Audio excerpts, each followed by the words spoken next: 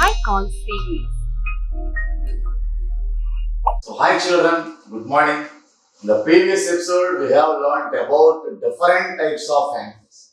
That is, carnivorous animals and herbivorous animals and omnivorous animals.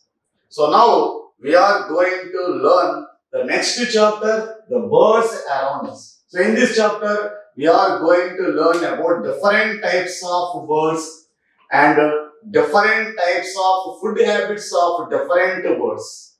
So first we are going to, birds around us. So this is the fourth lesson. So that is the birds around us. So children, so do you like the birds?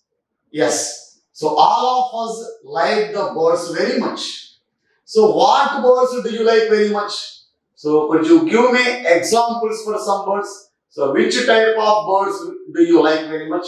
The children generally, so all of us like very much the birds. For example, that is parrots and pigeons, doves. So children, all of us. So most of the people will like parrots and pigeons. Why? Because they are looking very beautiful and they will produce. So for example, if you take a parrot, it is present in green color and also present a melodious sound.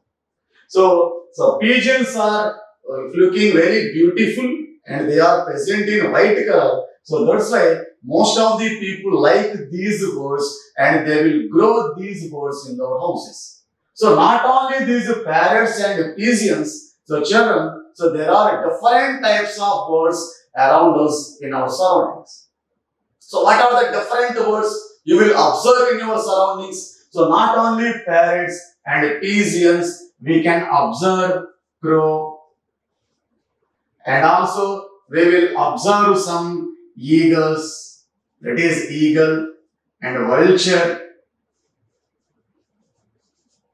and also hens. Children, so hens are also birds and also we will observe ducks and so next swans. So these are the different birds and also sparrows and peacocks. So peacocks. So etc. So children, so these are the different birds daily. So we will observe in our surroundings. That is parrots, pigeons, crow, eagle, hens, ducks, swans, sparrow, and peacocks. So there are some more birds also in our surroundings and there are a lot of birds and different types of birds we can observe in our surroundings. So and also there are different types of birds in different countries. So children, all the birds looking same. That means all the birds looking similar. So no, because the birds are different. Different birds are in different ways. For example, different birds have different shape. So the birds are different in their shape. So different birds have different shape and also different size. So different birds have different size and also color. So color is also different for different birds.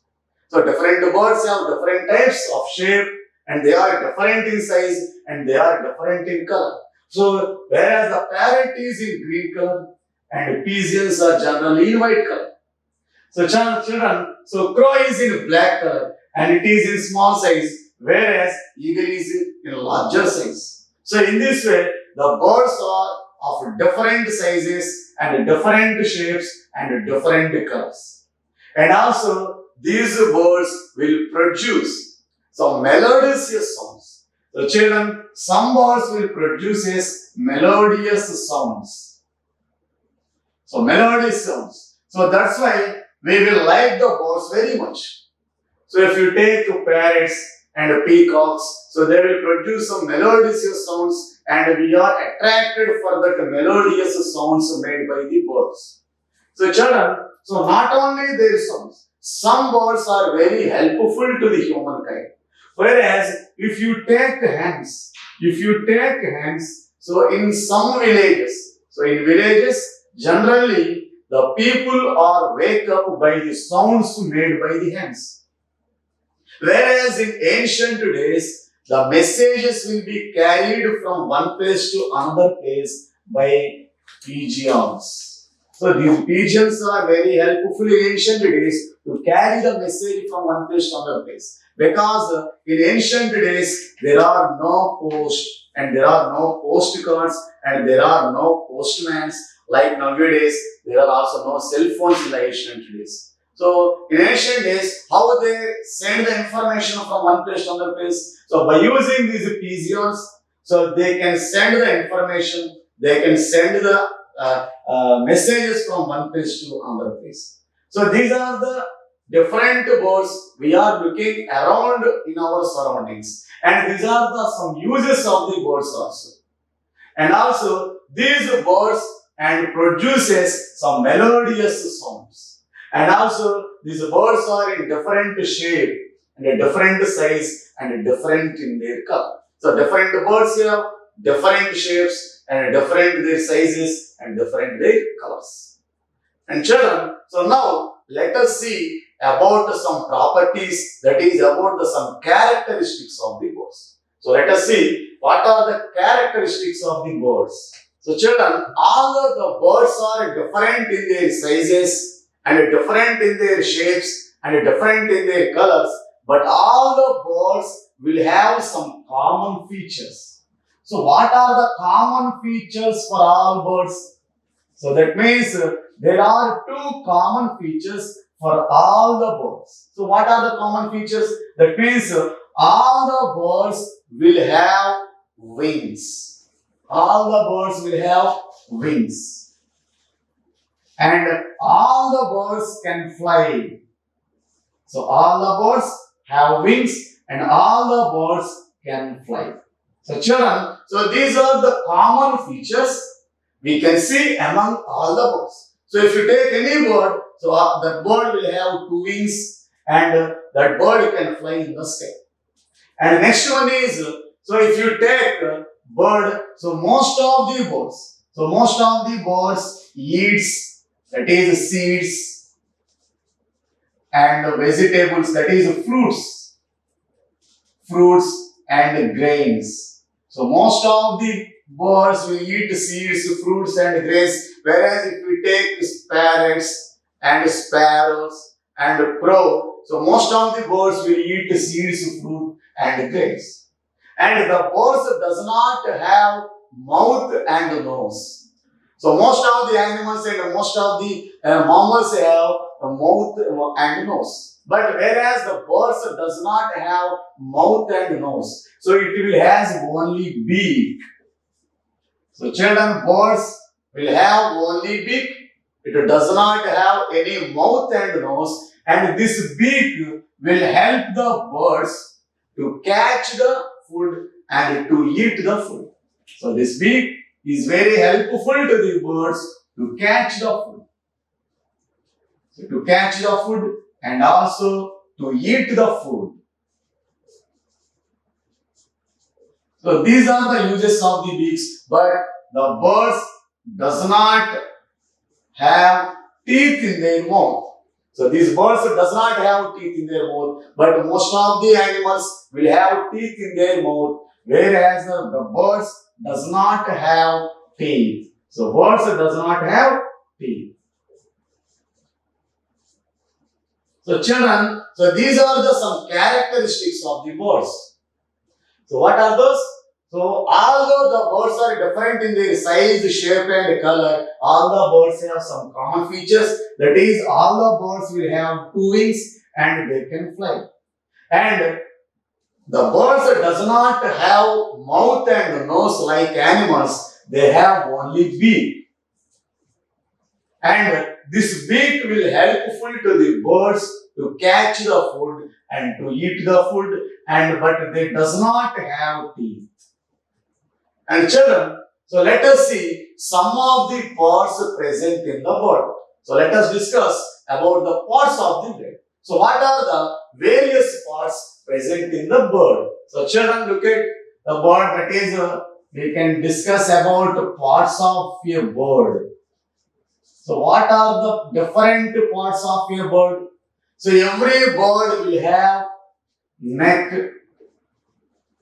So every bird will have neck and head. And children, next that is wings.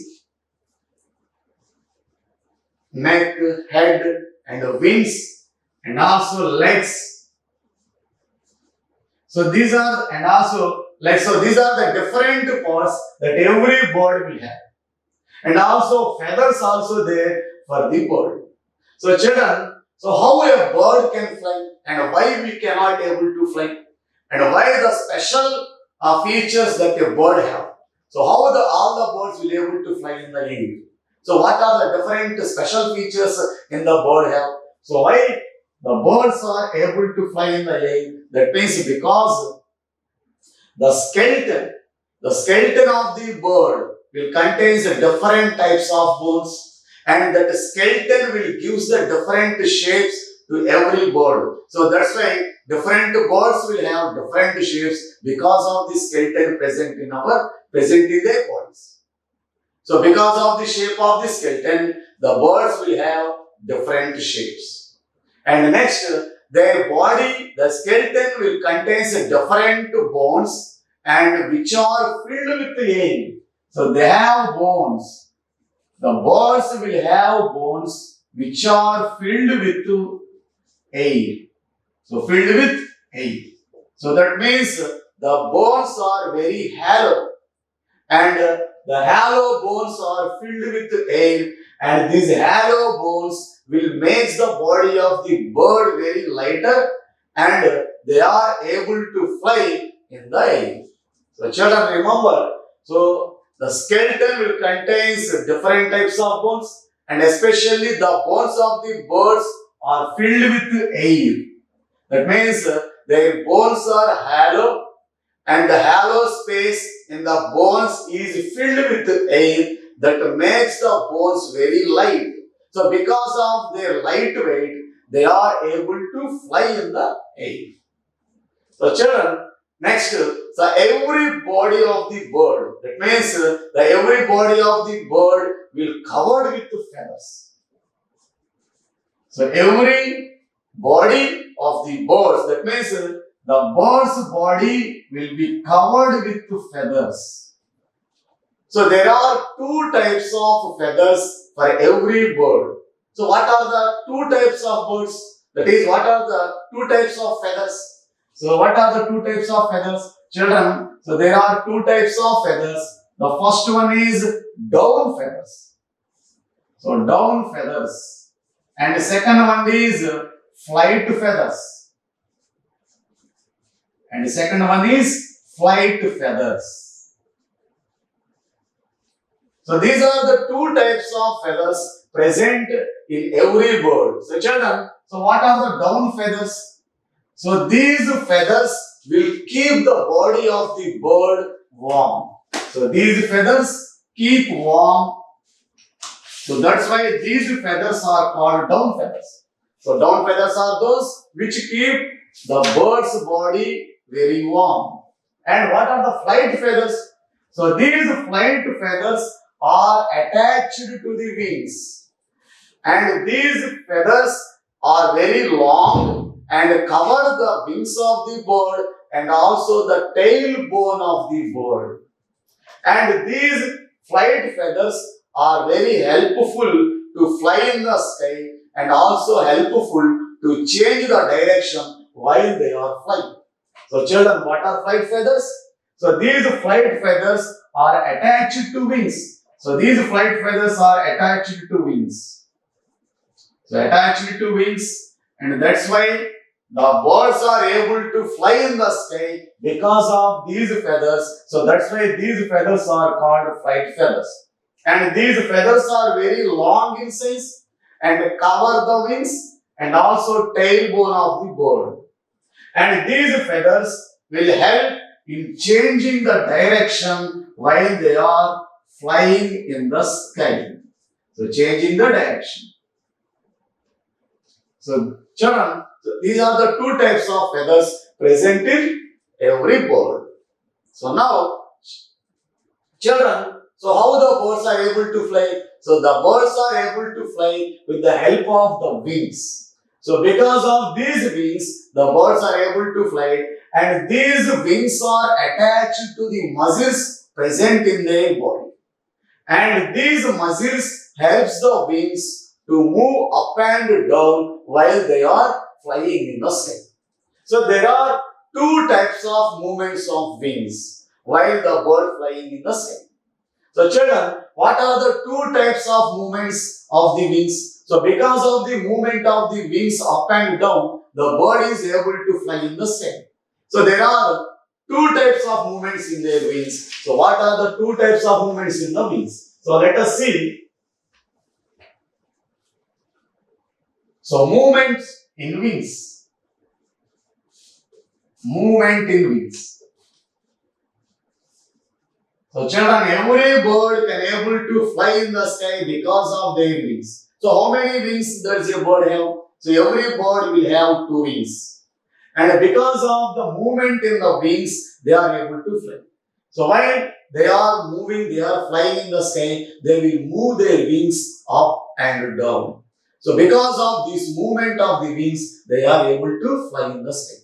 So generally, there are two types of movements in the wings. So what are the two types of movements? So children, the first type is upstroke. The first one is upstroke. And the second type of movement is downstroke. Second type is downstroke. What is upstroke? So while moving the wings up and down, so upstroke means if the bird moves the wings in the upward and backward, that is called upstroke. So if the wings move upward and backward, the type of movement of the wings is called upstroke. And if the wings moves downwards and forward, the type of movement is called downstroke. So what is downstroke? So if the wings move downward and forward, so that type of movement is called downstroke. So children, so these are the two types of movements in the wings of the birds. First one is upstroke and second one is downstroke. Upstroke means so moving the wings in the upward direction and in the backward. And downstroke means moving the birds in the downwards and the forward. So this type of movements. So because of these two types of movements, the birds will be able to fly in the sky. So children, so this is about different parts in the bird and different characteristics in the bird's body. So now we are going to learn about the classification of birds depending upon their flight. So all the birds can able to fly. So based upon their flight, the birds are classified into three types. So let us discuss the types of birds depending upon their flight. So children, so let us see the classification of birds based on their flight. So types of birds. So types of birds based on their flight. So types of birds based on their flight. So children, the birds are classified into three types based on their flight. So what are the three types? The first one is flightless birds. So the first one is flightless birds. And the second type is the birds which can fly over long distance. So fly over long distances. And the third type is the birds which can fly over short distances. So over short distances. So children, these are the three types of birds which are classified on the basis of their flight. So let us discuss about each one in detail. So the first one is flightless birds. So what are flightless birds? The birds which cannot fly are called flightless birds. So even though they are birds, they cannot fly. That's why those birds are called flightless birds. For example, if you take ostrich, so children, ostrich and penguin, ostrich, penguin and kiwi, so etc. So these are the examples for the flightless birds. So children, if you take ostrich, so ostrich is the biggest bird in the world. So even though it is a bird, it cannot fly. And also another one is penguin. So this penguin is also a bird, but it is cannot able to fly. So these penguins are observed in polar regions, that is ice cold regions. And also kiwi is one of the example for the bird which cannot fly. That's why these birds are called flightless birds. And see the next one. So fly over long distances. So which birds can fly over long distances? So the example for the birds which can fly over the long distances are, that is crow and pigeon are examples for the birds which can fly over long distances. So these birds can fly over long distances without tide and they can fly continuously in the sky without tiredness. And also swallow is also an example for the bird which can fly over long distances. So children, so these are the examples for the birds which can fly over long distances. And see the third one. The third type is the birds which fly over short distances. The example for such type of birds are example hen and cock and peacock, etc. So these are the examples for the birds which can fly over short distance. That means they just hop over a short distances and they cannot fly over long distances like crow, pigeon and swallow. And also there are some more birds like bulbul and sparrow. So children, even though these are the small birds, they cannot fly in the sky. So this bulbul and sparrow looking very small in size, but they cannot fly over longer distances in the sky. So these are the different examples, some examples for the birds which can fly over short distances. So children, so these are the three types of birds which are classified on the basis of the birds. The first one is flightless birds, that means which cannot fly. And the second one is flying over long distances. So these birds can fly over long distances continuously without tiredness. And the third one is these birds can fly over shorter distances. That means they just hop over smaller distances like hen, cock and peacock are examples for these birds. And other types of birds are prey birds. So another type of birds are prey birds. Children, what are prey birds? So especially some birds will eat the flesh of other animals and small insects.